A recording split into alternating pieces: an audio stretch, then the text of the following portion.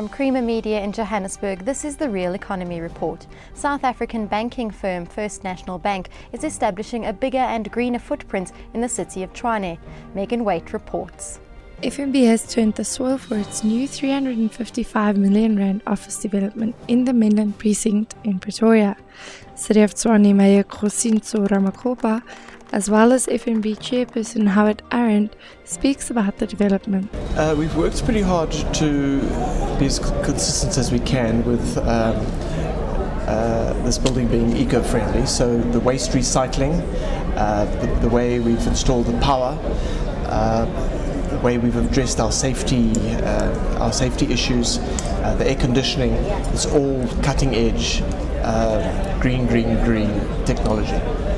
We will be putting around about 1,000 people into this building eventually, 850 in the first place, and we're consolidating a lot of our regional offices into a one FNB building. The effect on the area, probably fairly minimal, to the extent that these are regional head offices, if that makes sense. We retain and we will continue to keep a large branch in the Mainland shopping centre.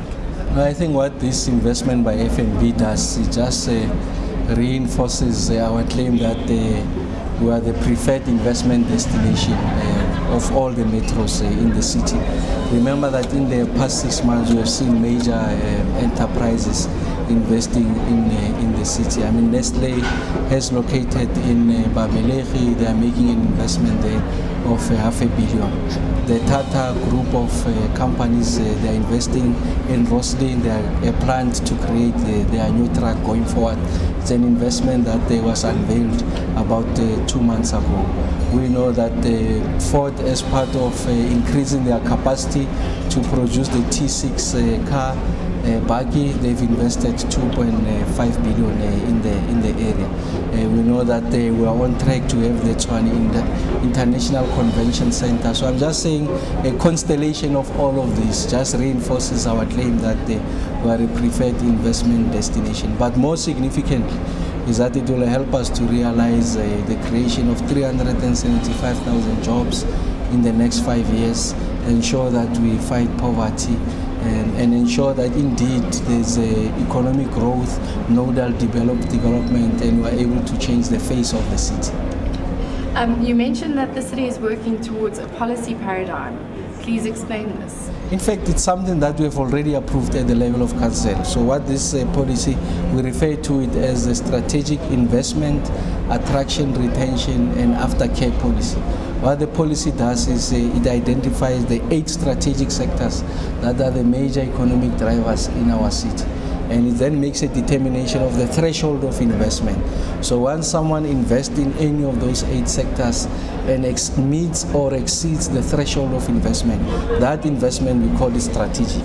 And the benefits of being strategic is that you jump the queue in terms of approval processes. So instead of now it's taking people anything between 16 to 36 months to get approval processes, it's going to take you 34 days to do that. Because remember, we're competing with other cities. An investor wants certainty. If we are vacillating in decision making, they will relocate their money somewhere. So our intention is to make sure that we help them. Other news making headlines this week: MAN showcases Africa's longest bus at the Johannesburg Motor Show. A R373 million investment will double the Pretoria Pienaarpoort commuter capacity. And FAW will bring its new J6 truck tractor to South Africa next year. Commercial vehicle supplier MAN Truck and Bus showcased Africa's longest bus, the Lion Explorer, at the Johannesburg Motor Show. It features 27-meter long bi-articulated bus train, able to accommodate 137 seated passengers. The longest bus to be manufactured in Africa. I mean, it rides on full air suspension. It's got your common rail diesel engine, 390 horsepower or 287 kilowatts. Matted to a Tipmatic transmission, 12-speed automated transmission, full air suspension. Bus building in essence is very labor intense.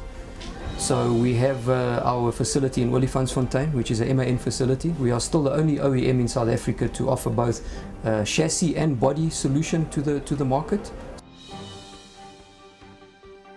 Transport Deputy Minister Jeremy Cronin says South Africa has missed out on railway technology revolutions in the past 2 decades due to the underinvestment in the rail infrastructure. So what we've now completed is a feasibility study. Is it possible? It's necessary, it's absolutely essential, but is it possible, financially and in other ways, to recapitalize, to really transform metro rail services in our country? We're suggesting that we should introduce 3,600 as an initial 10, in the first 10 years of that 20-year period, 3,600 coaches, brand new coaches.